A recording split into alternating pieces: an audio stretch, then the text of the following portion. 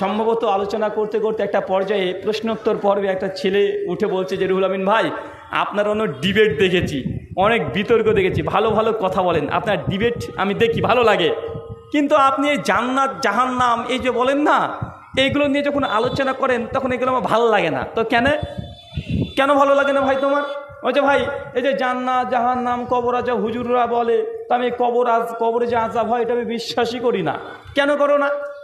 বলছে ভাই, যেন হুজুররা বলে যে মানুষকে যখন কবরে দেওয়া হয়, যদি জাহান্নামী ব্যক্তি হয় তো কবরে নাকি সাপ থাকে, তারপর ৭০খানা মাথা, একবার মারবে ৭০ বছর নাকি ব্যথা থাকবে, ওখানে নাকি বিভিন্ন রকমের প্রাণী এসে দংশন করতে থাকবে, তো এটা নাকি কবরের আযাব। তো ভাইজান আমাকে বলছে যে আমার গ্রামে একটা ফুটবলের মাঠ আছে, আমরা ছোটোকাল থেকেই খেলি, ফুটবল খেলি, ক্রিকেট খেলি, আর পাশে আছে কবরস্থান।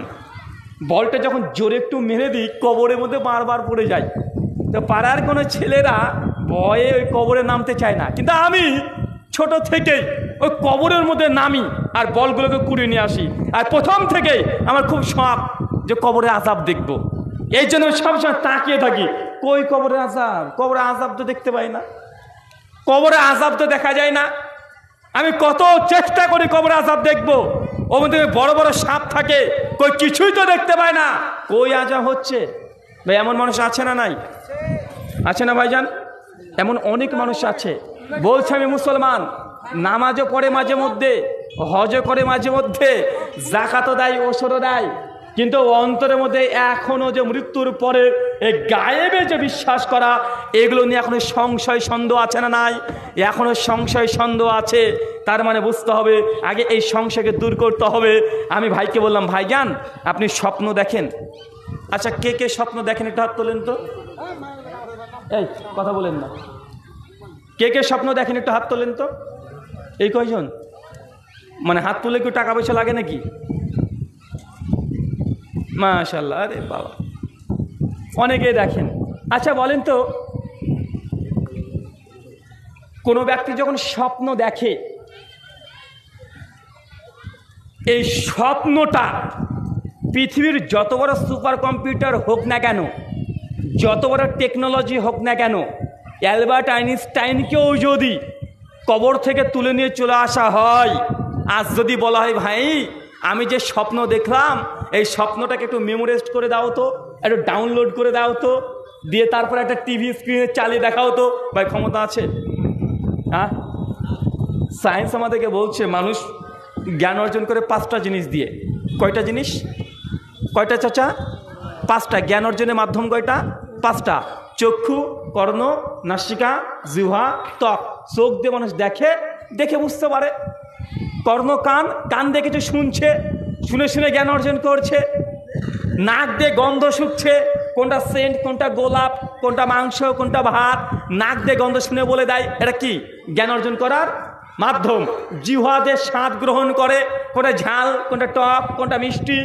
আর মানুষের ত্বক দিয়ে ব্যথা অনুভব করে। কি অনুভব করে? ব্যথা অনুভব করে। সায়েন্স বা বিজ্ঞান আমাদেরকে বলছে জ্ঞান অর্জন করার মাত্র 5টা জায়গা আছে, 5টা সেন্স দিয়ে মাত্র জ্ঞান অর্জন করা যায়। এর বাইরে কোনো জ্ঞান অর্জন করার ওয়ে বা রাস্তা নেই। অতএব এই 5টা ইন্দ্রিয় দ্বারা কবর আযাব দেখা বা শোনা বা গন্ধ বা টেস্ট করা যায় না। অতএব আমরা কবর আযাব বিশ্বাস করি না। বা এটাই তো বলে না ভাইজান? আচ্ছা বলেন তো চাচা, স্বপ্নতে কখনো মিষ্টি খেয়েছেন? হ্যাঁ, স্বপ্নতে কে কে মিষ্টি খেয়েছেন? একজন খেয়েছে অন্তত, আমার বাপের ভাগ্য ভালো। চাচা স্বপ্নতে যে মিষ্টি খান, ওই মিষ্টিটা কেমন, টক না ঝাল? হ্যাঁ, আচ্ছা কোনটা টক, কোনটা ঝাল, কোনটা মিষ্টি, এটা কি দ্বারা মানুষ গ্রহণ করে? জিহ্বা দ্বারা না? আচ্ছা ঘুমের মধ্যে যে মিষ্টিটা খেয়েছেন, জিভ দিয়ে খেয়েছেন? হ্যাঁ, কি দিয়ে খেয়েছেন? কি দিয়ে? জিহ্বা দিয়ে? জিহ্বা দিয়ে তো খান নাই। তার মানে বোঝা গেল জিহ্বা ছাড়াও এমন একটা জ্ঞান অর্জন করার সোর্স আছে যেটা বিজ্ঞানের বাপও বলতে পারবে না। সম্ভব কথা বলেন? আচ্ছা আপনি এখন তাকিয়ে আছেন, মানে দুনিয়াকে দেখতে পাচ্ছেন, চোখ বন্ধ করে দিলেন, দুনিয়ার কিছু দেখতে পাচ্ছেন? কিছু দেখা যায়? তার মানে চোখ শুধু থাকলেই হয় না, চোখটাকে খুলে রাখতে হয়, তাই তো দেখার জন্য। মানুষ চোখ বন্ধ করে দেখতে পাবে? দেখা যায় চোখ বন্ধ করে? কখন বলেন তো? যেমন ঘুমিয়ে গেছেন, স্বপ্ন দেখছেন, চোখ খুলে না চোখ বন্ধ করে? চাচা কি করে দেখেন চাচা? চোখ বন্ধ করে স্বপ্ন দেখছেন। তাহলে বোঝা গেল চোখ বন্ধ করেও আল্লাহ দেখার মতো এমন একটা সোর্স মানুষকে ব্রেনে দিয়ে দিয়েছে যে চোখ বন্ধ করলেও একদম সেম সেম জিনিস ও দেখতে পায় কি পায় না? পায়। তার মানে বিজ্ঞান যে বলছে 5টা ইন্দ্রিয়ের মধ্যে মানুষ জ্ঞান অর্জন করতে পারে, 6 নম্বর কোনো ইন্দ্র নেই, এটাও মিথ্যা, এটাও ফলস। মানে এমন কিছু সোর্স আছে যেগুলো এগুলো ছাড়াও জ্ঞান অর্জন করা যায়। আপনি গাড়ি চালাচ্ছেন স্বপ্নের মধ্যে মোটরসাইকেল নিয়ে, বা বাসে আপনি বসে আছেন, গাড়ি অ্যাক্সিডেন্ট করেছে, প্রচণ্ডভাবে গাড়ি অ্যাক্সিডেন্ট করে আপনি দেখছেন যে গাড়ির সবাই চিৎকার মারছে, আপনার পা ভেঙে গেছে, আপনার পা থেকে ফিনকি দিয়ে রক্ত পড়ছে, ভয় ছটপট করছেন, ব্যথা অনুভব করছেন। ভাই এমন সিন দেখা যায় কি যায় না? যায় তো ভাই। যখন স্বপ্নের মধ্যে অ্যাক্সিডেন্ট করেছেন, স্বপ্নের মধ্যে ব্যথা পান না? ব্যথা লাগে কি লাগে না? ব্যথা লাগে না? ব্যথা লাগে। আরে ব্যথা লাগে বলে তো ঘুম থেকে উঠে ভয় পেয়ে যান। ভয় পাচ্ছেন, ভেতরে ফিলিং কাজ করছে।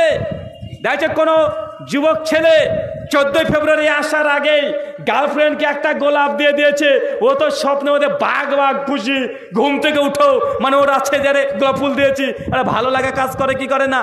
আরে স্বপ্ন দেখতে দেখতে দেখতে দেখতে স্বপ্ন দোষ পর্যন্ত করে ফেলে।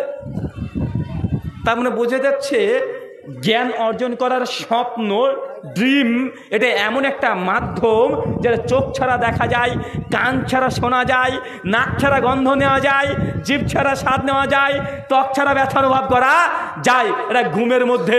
এখন কেউ যদি বলে ভাই যান আপনি যে এই ঘুমের মধ্যে এখন অ্যাক্সিডেন্ট করলেন, পা হাত পা কেটে গেল, আপনি ছুটছেন, চিৎকার মারছেন, স্বপ্নের মধ্যে সব দেখছেন, আর আপনার পাশে যদি আমি দাঁড়িয়ে থাকি এইভাবে, আপনার মধ্যে যখন অ্যাক্সিডেন্ট চলছে বুঝতে পারবো?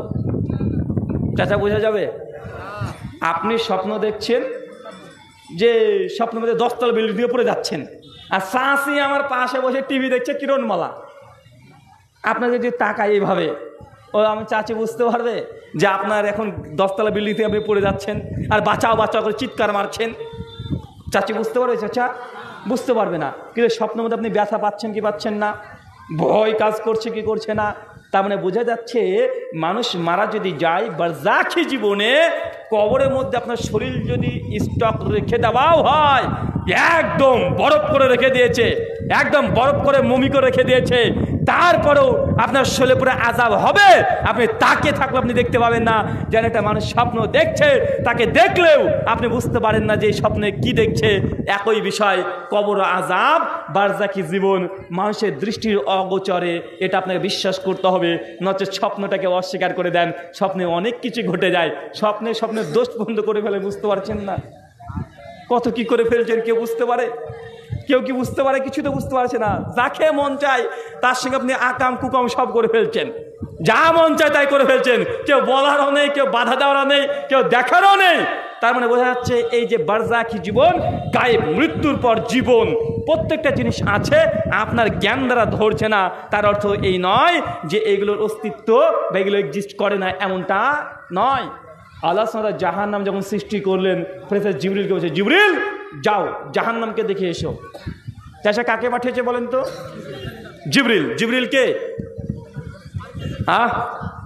ফেরেশতা জিবরিল, রুহুল আমিন, বিখ্যাত 4 জন ফেরেশতার মধ্যে। এই ফেরেশতার কাজ কি বলেন তো? ওহী আল্লাহ সুবহানাহু ওয়া তাআলা থেকে নবী রাসূলের কাছে পৌঁছিয়ে দেওয়া। আচ্ছা, ফেরেশতা জিবরিল যার কাছে আসে সেই কি নবী? একটু কঠিন হয়ে যাচ্ছে নাকি? আমরা অনেকে মনে করি যে ফেরেশতারা যার কাছে আসে সেই নবী হয়ে যায়। আচ্ছা, মরিয়মের কাছে ফেরেশতা জিবরিল এসেছিল না সেই খবর নিয়ে? সূরা মারিয়ামটা গোটাটাই পড়বেন, সূরা ইমরান 40 নম্বর আয়াতের পর থেকে। আচ্ছা, মারিয়াম কি নবী? না। মানে ফেরেশতা কোনো ব্যক্তির কাছে আসলে যে সে নবী হয়ে যাবে এটা বাধ্যতামূলক না। আল্লাহ নেককার সালিহা এদের কাছেও আল্লাহ সুবহানাহু ওয়া তাআলা ফেরেশতা পাঠাতে পারেন। আচ্ছা, আপনি কি বিশ্বাস করেন যে আপনার কাছে ফেরেশতা আসতে পারে? আপনার বাড়িতে এসে ফেরেশতা ঠক ঠক করে নক করতে পারে? আল্লাহ সুবহানাহু ওয়া তাআলা আপনাকে পরীক্ষা করার জন্য কখন ফেরেশতাকে নাজিল করে দিয়েও আপনাকে সহযোগিতাও করতে পারে, আপনাকে পরীক্ষা করতেও পারে। একাধিক বুখারী মুসলিমে হাদিস আছে, বনী ইসরাইলের ঘটনা আছে যে আল্লাহ মাঝে মধ্যে ফেরেশতাকে পাঠিয়ে দিতেন। কোরআন খুলবেন, নবী ইব্রাহিম আর সারা দুজনই বসে আছে। সূরা আম্বিয়ার মধ্যে যাবেন, সূরা সাফ আয়াত নাম্বার 80 থেকে 103 পর্যন্ত ডিটেল ঘটনা আছে। নবী ইব্রাহিম আর সারা আলাইহিস সালাম দুজনেই ঘরে বসে আছেন। তিনজন, হঠাৎ করে তিনজন মানুষ বাড়িতে এসে ঠক ঠক করছে। কয়জন? তিনজন। নবী ইব্রাহিম ভাবছেন মানুষ এসেছে বাড়িতে, অমনি গিয়ে গরুটাকে নিয়ে এসে জবাই করে খাবারের জন্য ব্যস্ত হয়ে গেছে। সমস্ত ঘটনা শেষে জানা গেল ওগুলো তিনটে মানুষ না, তিনজন ফেরেশতা ছিল। কে ছিল? কথা বলেন। তিনজন ফেরেশতা ছিল। আরও আছে বসে বুখারীর মধ্যে ঘটনা যে তিনজন ব্যক্তিকে পরীক্ষা করার জন্য আল্লাহ সুবহানাহু ওয়া তাআলা কিছু ফেরেশতাকে পৃথিবীতে নাজিল করেছিলেন। একজনের টাক ছিল, একজনের শত্রুকে আক্রান্ত ছিল, পরীক্ষা করার জন্য।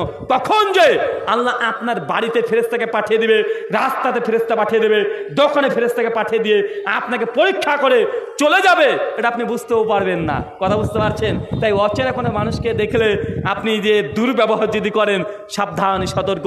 আল্লাহ নবীর কাছে মাঝে মধ্যে মানুষের স্রোত ধরে ফেরেশতা জিবরিল ওহী নিয়ে চলে আসতেন। সে বুখারী খোলেন, হাদিসে জিবরিল 50 নম্বর হাদিস, সাহাবীরা বসে আছে, অমনি একজন ফেরেশতা জিবরিল মানুষের রূপ ধরে চলে এসেছে, আল্লাহ নবীর সামনে বসে আছে, আল্লাহ নবীকে প্রশ্ন করছে। সাহাবীরা বুঝতেন এরা ফেরেশতা। কথা বুঝতে পারছেন? তাই ফেরেশতা এখনো আসতে পারে, আপনার বিপদে ফেরেশতা এসে সহযোগিতা করতে পারে। সূরা আনফাল খুলবেন, আয়াত নাম্বার 48। বদরের যুদ্ধের আগের ঘটনা। বদরের যুদ্ধে আল্লাহ সুবহানাহু ওয়া তাআলা 3 থেকে 5,000 ফেরেশতা দিয়ে মুসলিমদেরকে সহযোগিতা করেছে কি করে নাই? করেছে। চাচা, আপনি আল্লাহকে ভয় করেন?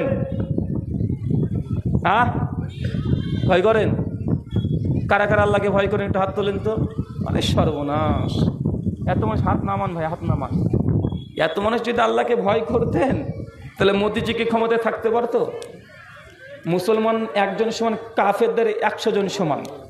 কতজন সমান? 100 জন সমান। এত মানুষ যদি আমরা মুমিন, পরেজগার, মুত্তাকি ব্যক্তি হতাম, অন্তত এই দুর্গতি, দুর্দশা আমাদের উপরে যেত না।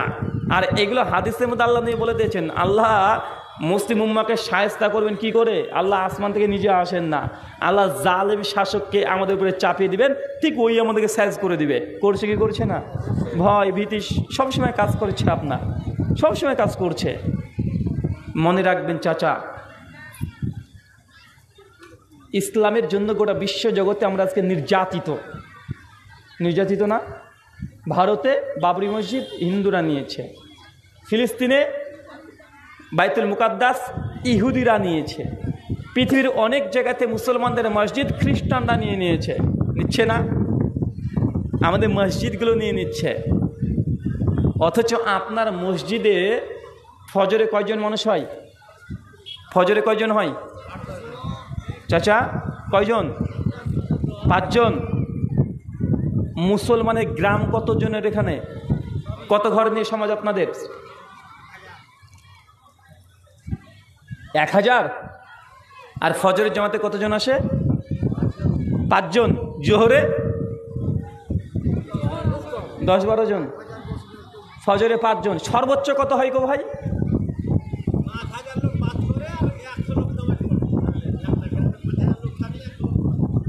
100 জমেজ আছে? আমার তো সন্দেহ আছে। তাও 100 মানে কমপক্ষে 3-4 কাতার হয়ে যাওয়ার কথা, তাই না?